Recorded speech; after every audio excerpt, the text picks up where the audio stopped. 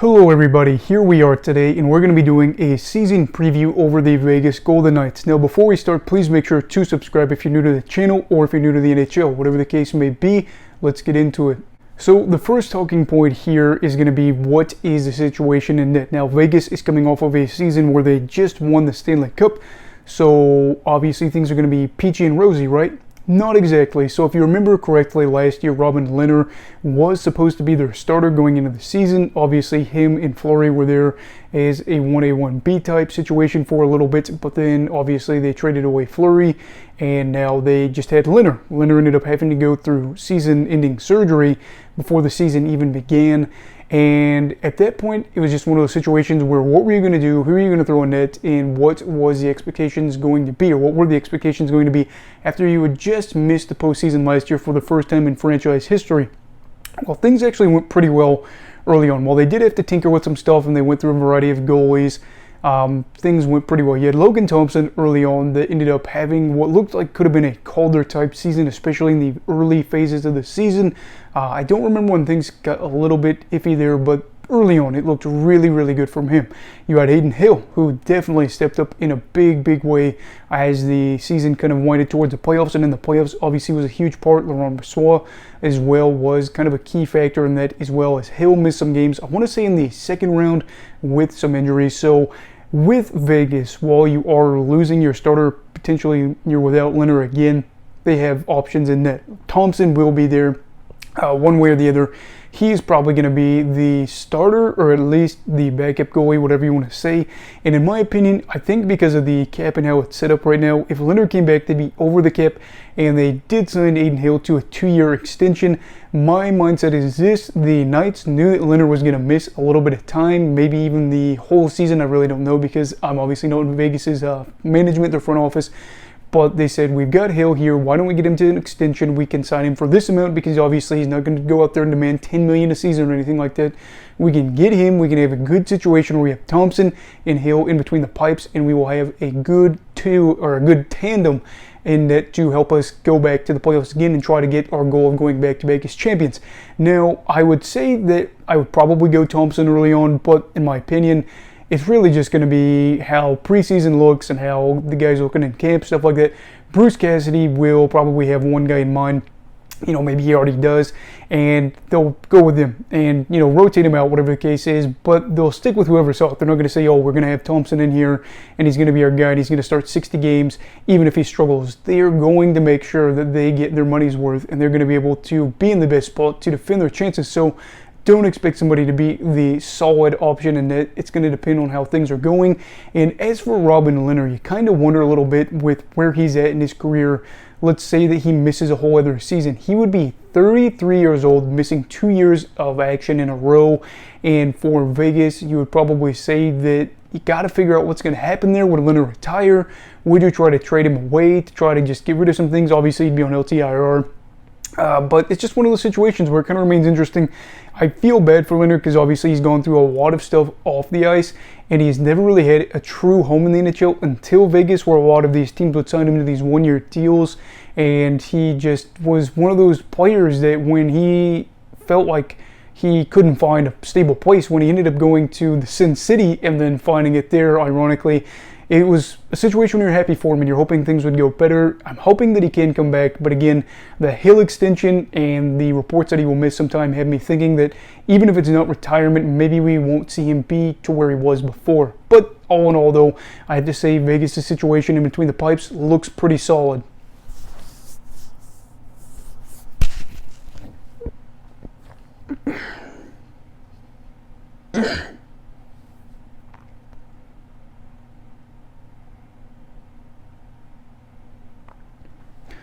The second thing is, what are you getting out of Mark Stone? Now, Stone is a player that has played a key role for the Ottawa Senators as well as the Vegas Golden Knights.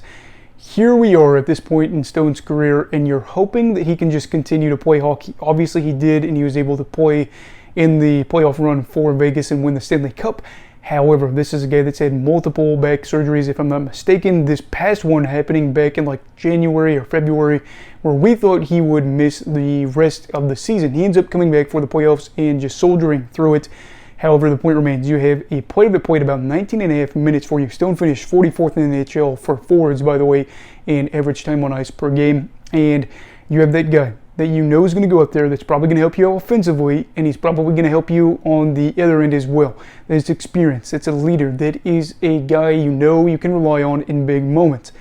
And he's one big injury away from possibly never playing the game again. I think it's just more worrisome if I was in Vegas's management than some other people. I think online people don't really talk about it as much, but in my opinion, the loss of Stone would be devastating. I'm going to leave something up here for you guys to see.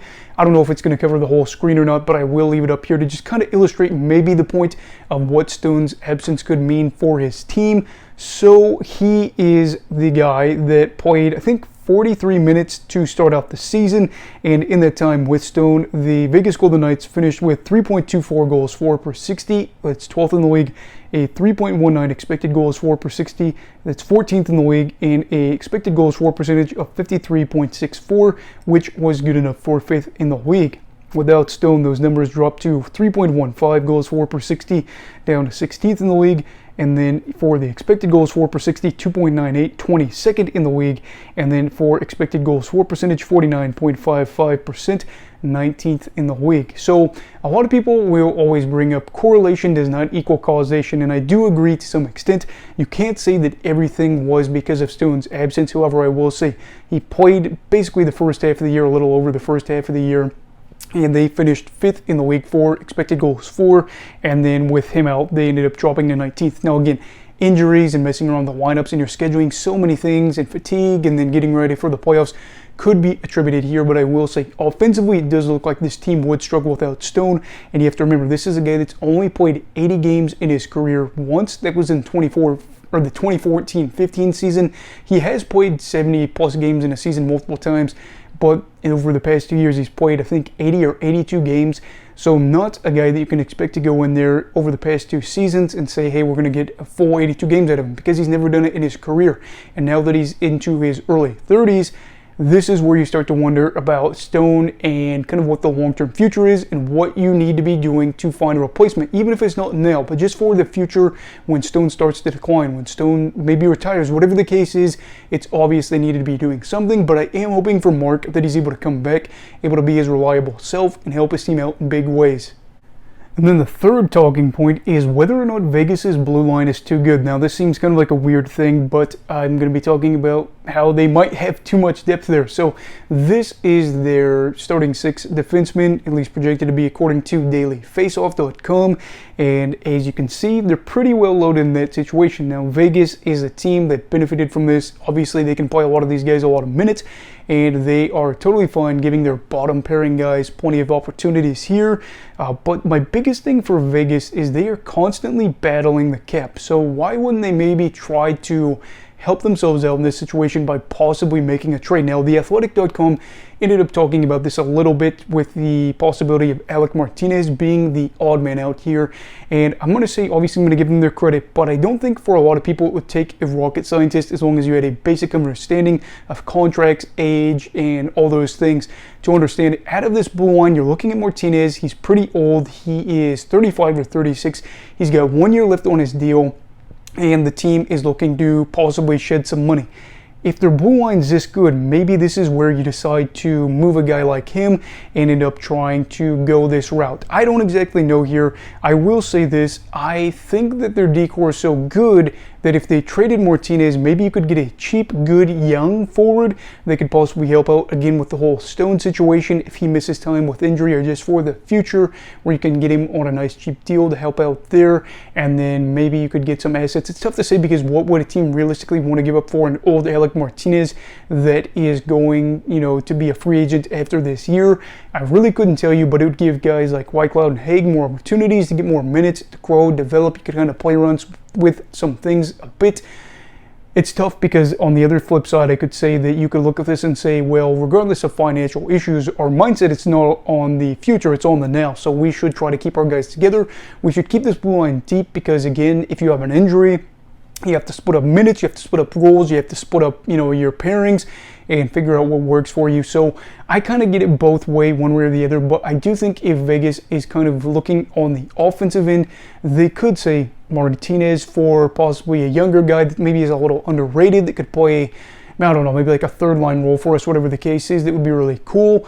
Maybe you get a pick. I don't know. Vegas obviously has had a tendency to trade away some picks while they try to build up this star roster. Just a talking point. If Martinez stays, good for him. Obviously, he is a guy that plays a lot of minutes there. But I do think that this is a talking point worthy of talking about. Because if you're that deep, good for you. So overall, what are my thoughts on Vegas? Well, personally, I think that they are a lock for the playoffs. Now, I know that the offense doesn't exactly strike fear in me. I don't think they're going to be a top 5 group or anything like that, but I do know that they should have enough guys to get the job done. And trading for Eichel, I think, is such a big thing that it sets you up down the middle for the future. And like I've said about before, they've got guys that are forwards that are plenty capable of playing defense. The blue line's really good. They went through an onslaught of injuries last year, especially for their goalies, and still had a guy that probably could have been in the running for Calder. Had some things going a little bit differently. And they also had Aiden Hill, who had his first real opportunity to not be on a bad team. I think he'd played for teams like San Jose, Arizona, all those teams that really were not in a spot to compete. He's there and he's making the most, and he's made the most of his opportunities. Persois, I'm not really sure where he's at right now. Maybe he's down in the HL, maybe he signed somewhere else. I don't know exactly, but they dealt with all that and still managed to just march on to the Stanley Cup final. They beat up on the Jets, and that was kind of one of those things where they lost that first game. I thought maybe this is the end with all the baggage that they've had to carry. No, they went all the way there and they won the Cup. Do I think that they're right there as the favorite to win the Cup? I'm not exactly sold because, again, they have a lot of things going on. Obviously, they traded Riley Smith to Pittsburgh. He was a core guy there. And I do worry about the locker environment because it's like, gosh, they are not afraid to trade anybody out. So I do wonder if guys have their eyes turned around over their shoulders, looking behind their back to see maybe I'm the next one out for whatever reason. But in general, this is a good team. Bruce Cassidy's there, and I think, while some things didn't go particularly well in Boston, he was able to get them turned around that 2016 season, I think, where they started to really achieve pretty good results after underachieving for a bit. But all in all, expect a good regular season for Vegas. Whether or not they win the division this year, I couldn't say. But what are your thoughts for the Golden Knights for this upcoming season? Let me know down below in the comments. Also, yes, I did wear this Capitals jersey. This is not to hate on the Golden Knights, but it just seemed kind of fitting, and I really like this jersey and needed an excuse to wear it. So anyway, leave your thoughts on Vegas. Also, please make sure to like and subscribe if you're new. Everybody stay safe. Have a great night. Eagle of Hockey, all right. Goodbye, Brigadiers and Brigadettes. This is your captain signing off. Have a great night.